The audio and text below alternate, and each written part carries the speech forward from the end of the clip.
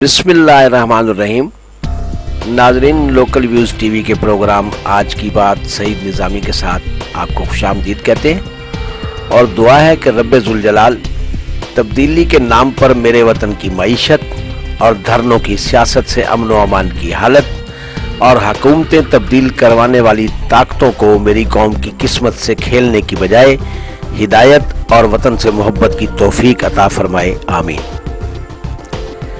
नाजरीन, इस वक्त मेरी कौम के हीरोज, रियासत के करतों धरतों और ताकत का सरचश्मा फोर्सेस को न कश्मीर याद है, न कौमी अबतरी, न महंगाई याद है, न गुर्बत, न तालीमी मयार याद है, न सेहत। बस याद है तो सिर्फ और सिर्फ मौलाना फजलुर रहमान का लॉन्ग मार्च और हुकूमत के क्विक मार्च के खतरात, उनका तदारुक और सद्देबाब।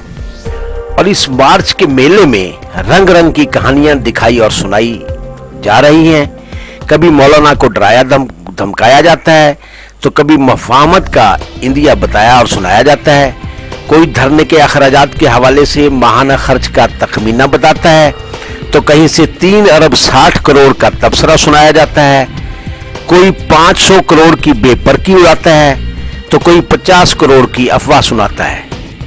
गर्ज है कि जो जिसके दिलो दिमाग में आता है वो वही बयान किया जाता है, मगर हमारे वजीर आजम इमरान खान साहब बहादुर शाह जफर की तरह दिल्ली दूरस्थ गुमान करते हुए चल इधर के दौरे पर चल उधर का दौरा कर, कुछ इधर से मांग ले कुछ उधर से मांग ले, अपनी हालत को बदल, अब इधर के दौरे चल, बस इस रविश पर चले जा रहे हैं। जबकि मौलाना फजलुर रहमान का लश्कर अपने जेरे जमीन मुआविनीन और मुशीरान की आशीर्वाद और फुल सपोर्ट के साथ अपने जाहो जलाल और इंतजाम कमाल के साथ जलवानुमा हुआ चाहता है।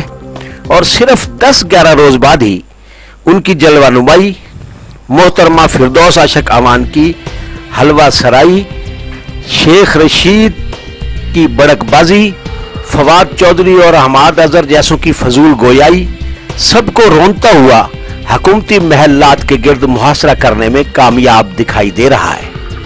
और मौलाना के इस पहले मरहले की कामयाबी अपोजिशन की भरपूर कामयाबी का पेश खेमा होगी, क्योंकि उनके बाद बिलावल भुट्टो ने पीपीपी का एहतजाजी शेड्यूल तरतीब दे लिया है और बिलावल भुट्टो मौलाना की इस धरने के बाद धड़ाधड़ जलसों और जुलूसों का प्रोग्राम बना चुके हैं। और जिस तरह पीपीपी मौलाना को धरने में सपोर्ट कर रही है, इसी तरह जेयूआई भी हर सतह पर पीपीपी को फुल सपोर्ट करेगी।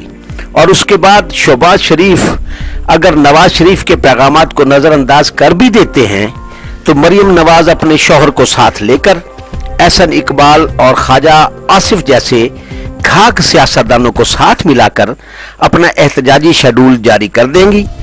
और फिर पीपी के बाद नून लीग के जलसों और जुलूसों का नंबर आ जाएगा। गोया 2020 का साल धरनों और जुलूसों जलसों का साल भी होगा और इमरान खान की हुकूमत से रवानगी और हमेशा के लिए सियासत से रिटायरमेंट का साल भी हो सकता है, क्योंकि उसके बाद इमरान खान के पास ना उम्र की वो हदें बाकी रहती हैं जो सियासत और हुकूमत के लिए कारआमद होती हैं और ना ही उनकी जमात उनके हाथ में रहने के इम्कान बाकी नजर आते हैं। क्योंकि आने वाले वक्तों में अगर खान साहब को घर तशरीफ ले जाने के बाद गोशा नशीन होना पड़ता है तो फिर जमात का एक मजबूत ग्रुप जिसकी बागडोर शाह महमूद कुरैशी के हाथ में होगी, जबकि बाकी मानदा छोटे ग्रुपों की बागडोर जहांगीर तरीन और शफकत महमूद के हाथों में होगी और इन ग्रुपों को अवामी पजीराई बराए नाम ही हासिल होगी। जबकि शाह महमूद ग्रुप सिर्फ जनूबी पंजाब में अपना असर और रसूख बरकरार रख सकेगा। यही वजह है कि वो जनूबी पंजाब को फौरी सूबा बनाने की ख्वाहिश रखते हैं कि वजारत आला अपने घर में रख सके और इख्तिदार के मजे जारी और सारी रहें।